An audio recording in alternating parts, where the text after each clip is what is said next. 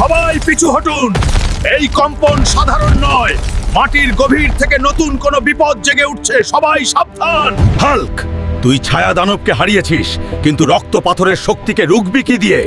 আজ এই প্রাসাদ তোর রক্তেই লাল হবে। হাল্ক, নিচু হন। এই লাল পাথর ছোঁয়া মাত্র শক্তি শুষে নেয়। আমাদের ওটা দুর্বল জায়গা খুঁজে বের করতে হবে। চিন্তা করবেন না রাজকুমারী। এই হাল্ক, আপনি ওটা কেন ধরে আছেন? ওটা তো আপনার গায়ের ওপর পড়ে যাবে। ভয় নেই, এই ঝাড়বাতি দিয়েই ওকে মাটির নিচে গেঁথে দেব। আপনারা দূরে সরুন।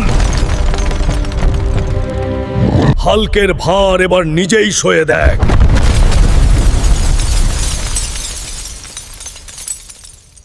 অবিশ্বাস্য বীরত্ব, তুমি আজ আমাদের অসাধ্য সাধন করেছো বন্ধু। হীরাপুরি তোমার কাছে ঋণী। আপনার সাহসের কোনো তুলনা নেই হাল্ক। কিন্তু দেখুন, এই পাথরগুলো কেমন অশুভ দেখাচ্ছে। এই লড়াই শেষ হয়নি নীলিমা। সীমান্তের ওপরে কেউ একজন আমাদের এই জয় দেখছে। কে হতে পারে ও?